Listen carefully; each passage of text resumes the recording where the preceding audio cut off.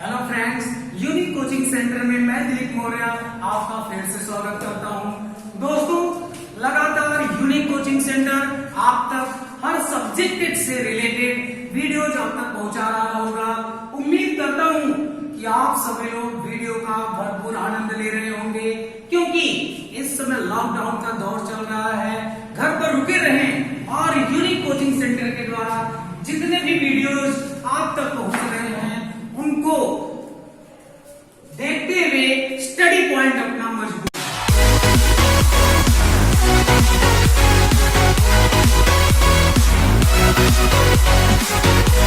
दोस्तों, हमने पिछले वीडियो में आपको बताया था जनरल रूल्स नरेशन के अकॉर्डिंग मैंने बताया था, जिसमें जनरल रूल्स में आपको 3 प्रकार के जनरल रूल्स बताए गए थे, जिसमें फर्स्ट जो रूल्स बताया गया था change of persons. Change of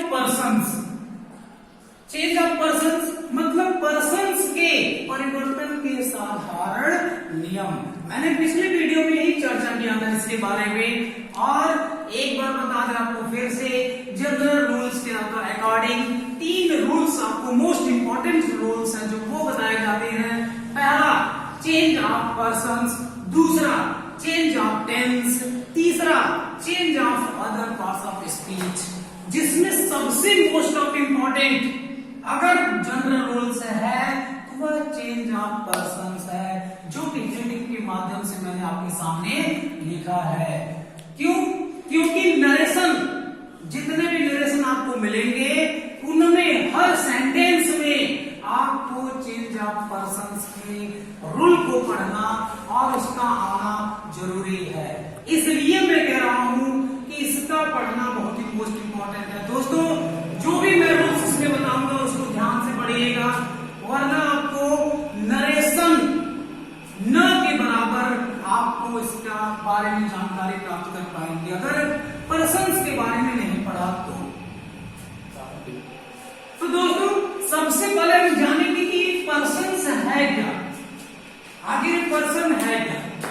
तो पर्सन जिसके वाक्यांश को या जो कुछ भी जो करता है या जो कार्य करता है वही क्या है? पर्सन्स कहलाता है। तो वाक्यांश के अनुसार पर्सन को 3 भागों में डिवाइडेड किया गया है, जो कि मैं आपके सामने लिख रहा हूं। फर्स्ट होता है फर्स्ट पर्सन, दूसरा होता है सेकेंड पर्सन, तीसरा होता है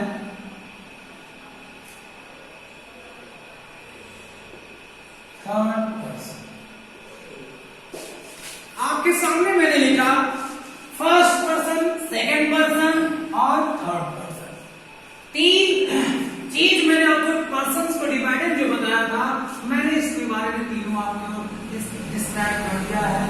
अब दोस्तों, आप जानने की कोशिश करेंगे कि फर्स्ट पर्सन के प्रोनाउन, सेकंड पर्सन के प्रोनाउन या थर्ड पर्सन के प्रोनाउन के अकॉर्डिंग कौन कौन से प्रोनाउन आएंगे जो हमें चेंज ऑफ पर्सन्स में जो हेल्पफुल होंगे। उस चार्ट के माध्यम से हम आपको समझाने की कोशिश करेंगे कि किस प्रकार हम इसका इंटरचेंज करेंगे। तो देखिए दोस्तों, आपके सामने मैंने पर्सन्स का एक या पर्सन्स के इंटरचेंज का जनरल रूल्स मैंने आपके सामने एक उसका चार्ट बनाया है। आप में देखेंगे पर्सन, मैंने भी पीछे भी कुछ देर पहले जिक्र किया था, पर्सन 3 प्रकार के होते हैं, फर्स्ट पर्सन, सेकंड पर्सन और थर्ड पर्सन। और उसके अंतर्गत ये जो है प्रोनाउंस आए हुए हैं। तो दोस्तों, हिंदी में भी पढ़े होंगे, कक्षा 10वीं या 12वीं कक्षा से या 6ठी कक्षा से ही हिंदी में मिल जाएगा। ग्रामर सेक्शन में प्रथम पुरुष, मध्यम पुरुष और उत्तम पुरुष पढ़े होंगे। तो सेम वही चीज होती है, इंग्लिश में कन्वर्ट किया गया है। फर्स्ट पर्सन मतलब प्रथम पुरुष, सेकंड पर्सन मतलब मध्यम पुरुष और थर्ड पर्सन मतलब होता है उत्तम पुरुष। तो अब हम बताने जा रहे हैं कि फर्स्ट पर्सन के अंतर्गत कौन कौन से प्रोनाउन है। तो फर्स्ट पर्सन के अंतर्गत 2 प्रोनाउन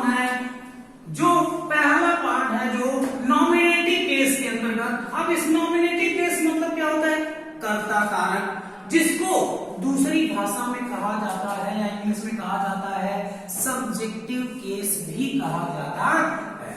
इसको दो नाम से जानते हैं, एक नॉमिनेटिव केस और दूसरा सब्जेक्टिव केस। तो उसके मतलब होता क्या है, कर्ता कारक। अब इसके अंतर्गत दो प्रोनाउन है, एक होता है आई और उसी का जस्ट प्लूरल होता है वी। आई मतलब क्या, मैं, और वी मतलब हम। अब उसी का पॉजेसिव केस है आपके सामने, माई और माई। और उसी का ऑब्जेक्टिव केस मी होता है, मी मतलब क्या, मुझे। तो मैं आपको एक बात बता दे, फर्स्ट पर्सन जो अपने स्वयं के बारे में बात करता है, जो कर्ता के रूप में कार्य करता है, उसे कहा जाता है क्या, आई और वी या फर्स्ट पर्सन का नाम देते हैं, जो अपने स्वयं के बारे में बात करें। जैसे मैं अपने बारे में बात किया। माई मतलब मेरा, जैसे एक एग्जांपल है, दिस इज माई बुक, यह मेरी किताब है। दिस इज माई बुक, यह मेरी किताब है। तब यहां पर माई जो है एक पॉजेसिव केस का कार्य कर रहा है, लेकिन मेरी किताब अपने स्वयं के बारे में बात हो रही है। फिर यहाँ भी मुझे भी अपने बारे में ही जिक्र कर रहा है। उसी प्रकार वी है, वी आर स्टूडेंट्स। जैसे मैंने एक एग्जांपल बोल दिया, वी आर स्टूडेंट्स, हम विद्यार्थी हैं। तो हम विद्यार्थी हैं, आई का प्लूरल है, लेकिन हम अपने बारे में ही बात कर रहे हैं। आवर मतलब हमारा, अस मतलब हमें, यह सब भी अपने स्वयं के बारे में जानकारी देते हैं। इसलिए कहा जाता है इसे फर्स्ट पर्सन के अंतर्गत रखा गया।